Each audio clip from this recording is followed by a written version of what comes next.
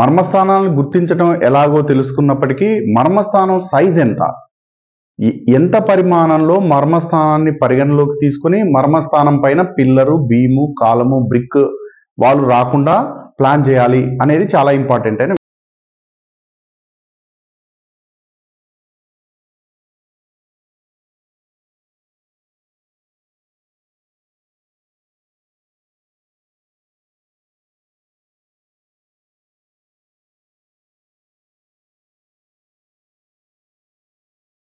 మర్మస్థానాలను గుర్తించడం ఎలాగో తెలుసుకున్నప్పటికీ మర్మస్థానం సైజ్ ఎంత, ఎంత పరిమాణంలో మర్మస్థానాన్ని పరిగణలోకి తీసుకుని మర్మస్థానం పైన పిల్లరు, బీము, కాలము, బ్రిక్ వాళ్ళు రాకుండా ప్లాన్ చేయాలి అనేది చాలా ఇంపార్టెంట్ అయిన విషయం. మనం వాస్తు పద విన్యాసంలో ఇంటి ప్లానింగ్ చేస్తున్నప్పుడు ఏకాశీతి పద వాస్తులో విభజించుకొని 45 దేవతా స్థానాలను గుర్తించుకొని ఆ తర్వాత ప్లానింగ్ చేయాలి అని చెప్పాం. ఏకాశీతి పదవాస్తు పద్ధతిలో పైశాచ విధి, మనుష్య విధి, దేవ విధి, బ్రహ్మ విధి అని 4 వీధులుగా విధి విన్యాసం చేసిన తర్వాత బయట ఉన్నటువంటి అవుటర్ మోస్ట్ పెరిఫరీలో పైశాచ విధిలో 32 దేవతా స్థానాలను గుర్తించి వాటి ఆధారంగా మనం 6 కర్ణరేఖలను గీసి అవి ఖండించుకునే ప్లేస్ని మర్మస్థానాలుగా చెప్పాము. అంటే మనం ఏకాశీతి పదవాస్తులో 32 భాగాలుగా చేసినప్పుడు శిఖి, పరిజన్య, జయంత, ఇంద్ర, సూర్య, సత్య, బ్రిష్, అంతరిక్ష, అగ్ని, పూష, వితత్, గ్రహక్షత్, యమ, గంధర్వ, భృంగరాజ్, మృగ, పితృ, దువ్వారిక్, సుగ్రీవ్, పుష్పదంత్, వరుణ్, అసుర్, సోష్, రోగ్, మారుత్, నాగ్, ముఖ్య, బల్లాట్, సోమ, సర్ప, దితి, అతిథి. ఇవి 32 దేవతా స్థానాలు. ఈ 32 దేవతా స్థానాలలో శిఖి నుంచి పితృస్థానానికి, అగ్ని నుంచి రోగు స్థానానికి ఇట్లా మిగిలిన 6 రేఖలు కూడా గీస్తే అవి ఇంటర్సెక్ట్ అయ్యేటువంటి ప్లేసెస్ని మహామర్మస్థానాలు అన్నారని చెప్పుకున్నాం. ఈ మహామర్మస్థానాలు 9. ఇప్పుడు వాస్తుశాస్త్రం ఎంత డీటెయిల్గా చెప్పిందంటే మనం గీసినటువంటి 10 అడ్డు వరుసలను 10 నిలువు వరుసలకు వాస్తుశాస్త్రంలో క్లియర్ కట్గా వాటికి పేర్లు చెప్పారు. వాటి పేరు మీన్స్ ఆ పేరు ఆధారంగా వాటి యొక్క గుణధర్మాలు, అట్రిబ్యూట్స్, వాటి యొక్క క్వాలిటీస్ చెప్పబడతాయి అన్నట్టు. మనం ఉత్తరం నుంచి దక్షిణానికి వచ్చినప్పుడు వచ్చేటువంటి 10 లైన్ల పేర్లు ఏం చెప్పారంటే హిరణ్య, సువర్త, లక్ష్మి, విభూతి, విమల, ప్రియ, జయ, కళ, విశిక, ఇంద్ర.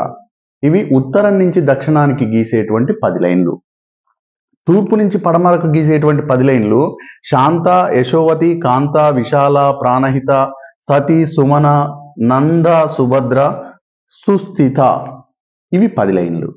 ఈ 10 లైన్ల ఆధారంగానే మనం ఈ లైన్స్ని గీసి, ఈ పింక్ కలర్లో ఉన్న లైన్స్ని గీసి వాటి ఇంటర్సెక్టింగ్ ఉన్నటువంటి ప్లేసెస్ని మర్మస్థానాలుగా చెప్పుకున్నాం. ఈ మర్మస్థానాలు మహామర్మస్థానాలను 9గా చెప్పుకున్నాం. వాటి యొక్క సైజుని ఎట్లా నిర్ధారించాలి అంటే ఒక స్క్వేర్ ప్లాట్ అనుకున్నాం. 54 అడుగుల వెడల్పు, 54 అడుగుల పొడవు ఉన్నటువంటి స్క్వేర్ ప్లాట్ అంటే దాన్ని 9 భాగాలుగా విభజిస్తే 54 అడుగులు బై 9 అంటే ఒక్కొక్క పదం 6 అడుగులు.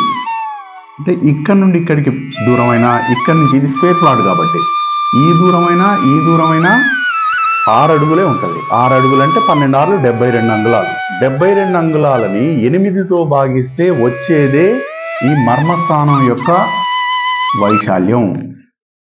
ఆ 6ని 8తో భాగిస్తే అంటే 12 6 72 అంగుళాలని 8తో భాగిస్తే 9 అంగుళాలు వస్తుంది. అంటే 9 అంగుళాల వెడల్పు, 9 అంగుళాల పొడవు. ఇట్లా ఈ ఒక్కొక్క స్థానం యొక్క నిడివి 9 అంగుళాలు. అంటే మనం ఒక పాయింట్ పెట్టుకొని కరెక్ట్గా ఆ పాయింట్కు పక్క నుంచే గోడ కట్టడం కాకుండా కనీసం ఒక 9 అంగుళాల దూరంగా పాటించాలి అని చెప్పడం జరిగింది. అంటే మొత్తం పొడవు బై 9 భాగాలు, వచ్చినటువంటి పదం యొక్క పొడవు బై 8 చేసినప్పుడు వచ్చిందే మర్మస్థానం యొక్క నిడివి. అదే మరి రెక్టాంగులర్ ప్లేస్ ఉంటే అదే 54 అడుగుల పొడవు ఉండి ఓ 36 అడుగుల వెడల్పు ఉంది అనుకుందాం. 56 అడుగుల్ని 54 అడుగుల్ని బై 9 చేస్తే 6 అడుగులు వస్తుంది. 6 అడుగుల్ని బై 8 చేస్తే 9 అంగుళాలు వస్తుంది. ఒకవైపు ఏమో 9 అంగుళాలు, రెండో వైపు 36 అడుగుల్ని 36 బై 9 చేస్తే 4 అడుగులు వస్తుంది. మళ్ళీ 4 అడుగుల్ని బై 8 చేస్తే 6 అంగుళాలు వస్తుంది. అయితే ఈ రెండిట్లలో పెద్దది ఇప్పుడు ఇది 54 అడుగులు అనుకుంటే, ఇది 36 అడుగులు అనుకుంటే ప్లాట్, ఈ రెండిట్లో పెద్ద పొడవు ఇదే. కాబట్టి దీనికి వచ్చినటువంటి ఈ 9 అంగుళాలనే ప్రామాణికంగా తీసుకోమని చెప్పారు. అంటే రెక్టాంగులర్ ప్లేస్ తీసుకున్నప్పుడు పొడవునే మాత్రమే ప్రామాణికంగా తీసుకొని ఆ పొడవుని 9 భాగాలు చేసి మళ్ళీ దాన్ని 8వ భాగాన్ని మర్మస్థానం యొక్క నిడివిగా గుర్తించమని చెప్పారు. తద్వారా అక్యురేట్ మర్మస్థానాలను పాయింట్ చేసుకోవడం ఒక ఎత్తు అయితే, మర్మస్థానం యొక్క పొడవు వెడల్పులను నిర్ధారించుకొని ఆ పరిధి మేరకు గోడ కానీ పిల్లర్ కానీ బీమ్ కానీ రాకుండా ప్లాన్ చేసుకోవాలి.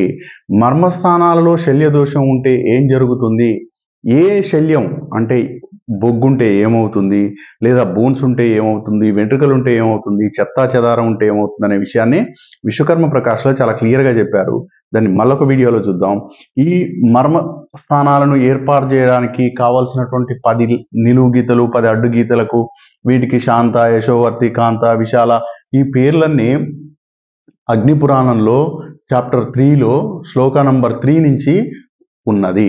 కాబట్టి ఇవన్నీ జాగ్రత్తగా ఫాలో చేసి అక్యురేట్ ప్లానింగ్ చేసుకోవడం ద్వారా మాత్రమే ఒక మంచి ఇల్లు తయారవుతుంది.